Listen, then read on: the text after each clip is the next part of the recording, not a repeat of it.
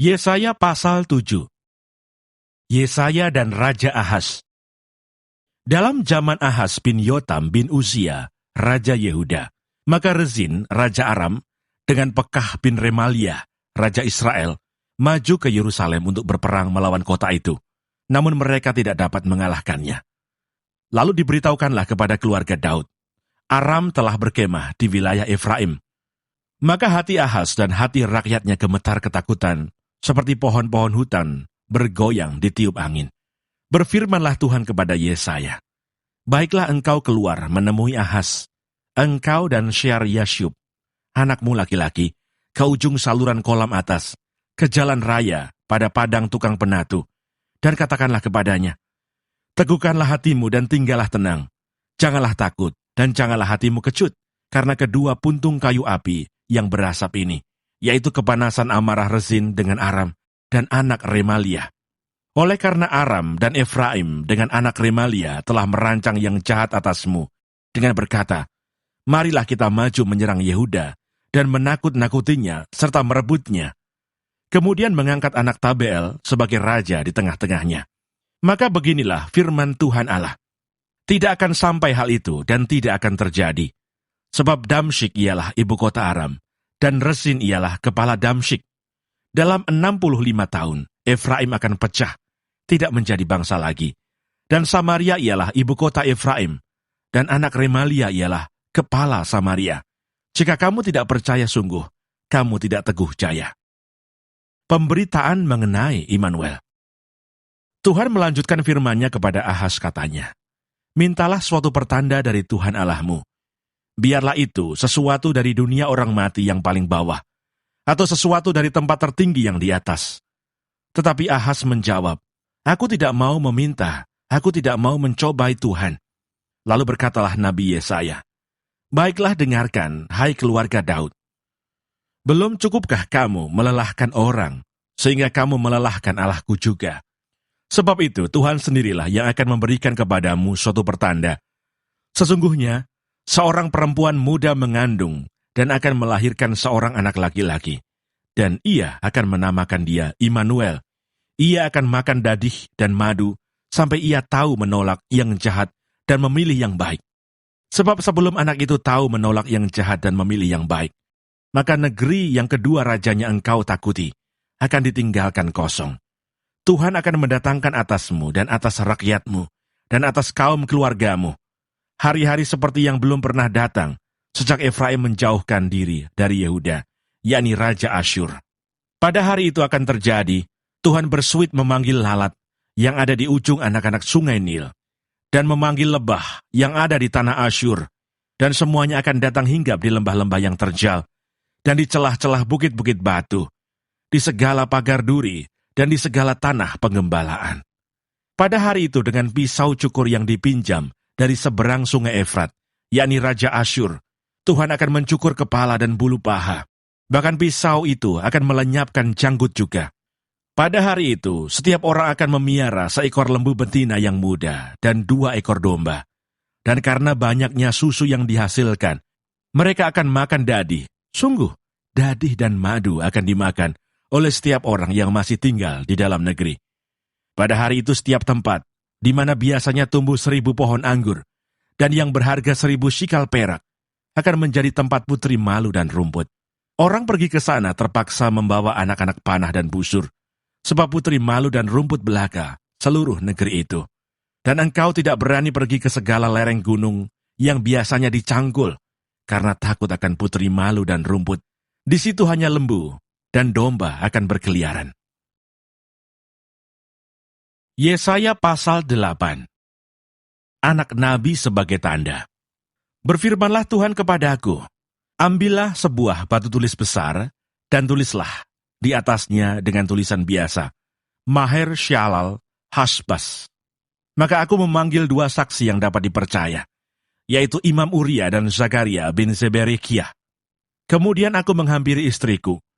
Ia mengandung dan melahirkan seorang anak laki-laki. Lalu berfirmanlah Tuhan kepadaku, namailah dia Maher Shalal Hasbas. Sebab sebelum anak itu tahu memanggil Bapa, Ibu, maka kekayaan Damsyik dan jarahan Samaria akan diangkut di depan Raja Asyur. Penyerbuan Asyur ke Yehuda. Tuhan melanjutkan lagi firman-Nya kepadaku. Oleh karena bangsa ini telah menolak air Shiloah yang mengalir lamban, dan telah tawar hati terhadap Rezin dan anak Remalia, sebab itu sesungguhnya Tuhan akan membuat air sungai Efrat yang kuat dan besar meluap-luap atas mereka, yaitu Raja Asyur dengan segala kemuliaannya. Air ini akan meluap melampaui segenap salurannya, dan akan mengalir melampaui segenap tebingnya, serta menerobos masuk ke Yehuda, ibarat banjir yang meluap-luap hingga sampai ke leher, dan sayap-sayapnya yang dikembangkan akan menutup seantero negerimu, ya Immanuel. Ketahuilah, hai bangsa-bangsa, dan terkejutlah. Perhatikanlah, ya segala pelosok bumi. Berikat pingganglah dan terkejutlah. Berikat pingganglah dan terkejutlah. Buatlah rancangan, tetapi akan gagal juga. Ambillah keputusan, tetapi tidak terlaksana juga, sebab Allah menyertai kami. Yesaya terpaksa bersembunyi. Sebab beginilah firman Tuhan kepadaku, ketika tangannya menguasai aku, dan ketika ia memperingatkan aku, supaya jangan mengikuti tingkah laku bangsa ini. Jangan sebut persepakatan segala apa yang disebut bangsa ini persepakatan, dan apa yang mereka takuti, janganlah kamu takuti, dan janganlah gentar melihatnya. Tetapi Tuhan semesta alam, dialah yang harus kamu akui sebagai yang kudus. Kepadanya lah harus kamu takut, dan terhadap dialah harus kamu gentar. Ia akan menjadi tempat kudus, tetapi juga menjadi batu sentuhan dan batu sandungan bagi kedua kaum Israel itu, serta menjadi jerat dan perangkap bagi penduduk Yerusalem. Dan banyak di antara mereka akan tersandung, jatuh dan luka parah, tertangkap dan tertawan. Aku harus menyimpan kesaksian ini dan memeteraikan pengajaran ini di antara murid-muridku, dan aku hendak menanti-nantikan Tuhan yang menyembunyikan wajahnya terhadap kaum keturunan Yakub. Aku hendak mengharapkan Dia. Sesungguhnya, aku dan anak-anak yang telah diberikan Tuhan kepadaku adalah tanda dan alamat di antara orang Israel dari Tuhan semesta alam yang diam di Gunung Sion. Dan apabila orang berkata kepada kamu, mintalah petunjuk kepada arwah dan roh-roh peramal yang berbisik-bisik dan komat kamit, maka jawablah, bukankah suatu bangsa patut meminta petunjuk kepada Allahnya? Atau haruskah mereka meminta petunjuk kepada orang-orang mati bagi orang-orang hidup?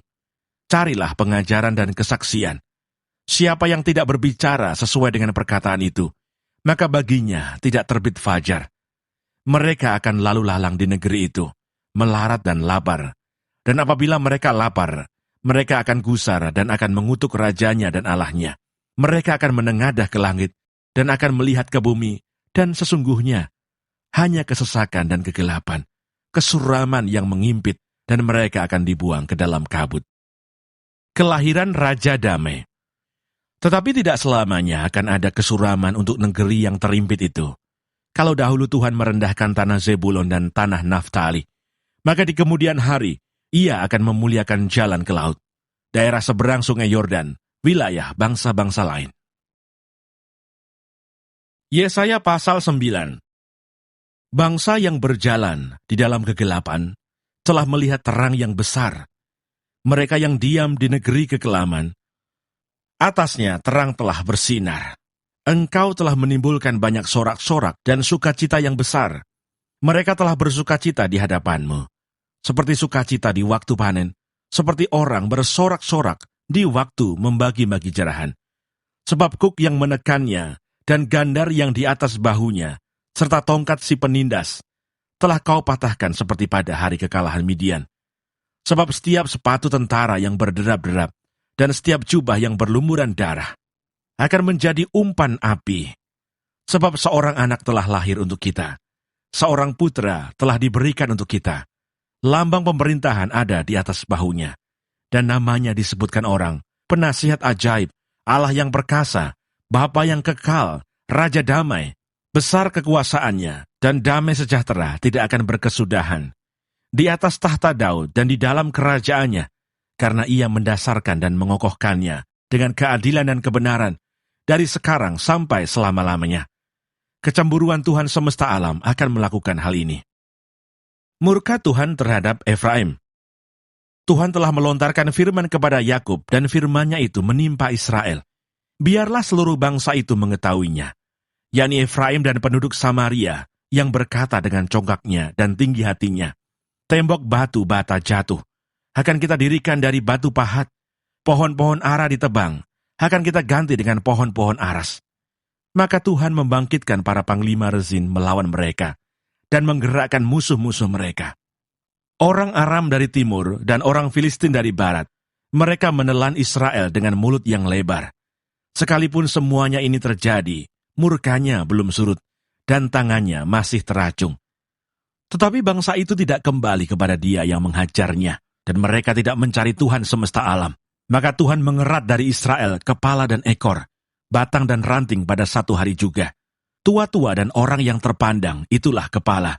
Dan nabi yang mengajarkan dusta, itulah ekor.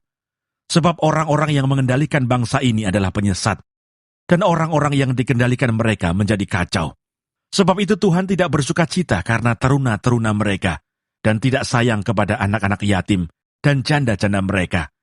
Sebab sekaliannya mereka murtad dan berbuat jahat, dan setiap mulut berbicara bebal. Sekalipun semuanya ini terjadi, murkanya belum surut, dan tangannya masih teracung. Sebab kefasikan itu menyala seperti api, yang memakan habis putri malu dan rumput, lalu membakar belukar di hutan, sehingga tonggak asap berkepul-kepul ke atas. Oleh karena murka Tuhan semesta alam, terbakarlah tanah itu, dan bangsa itu menjadi makanan api. Seorang pun tidak mengasihani saudaranya. Mereka mencakup ke sebelah kanan, tetapi masih lapar. Mereka memakan ke sebelah kiri, tetapi tidak kenyang. Setiap orang memakan daging temannya. Manasye memakan Efraim, dan Efraim memakan Manasye.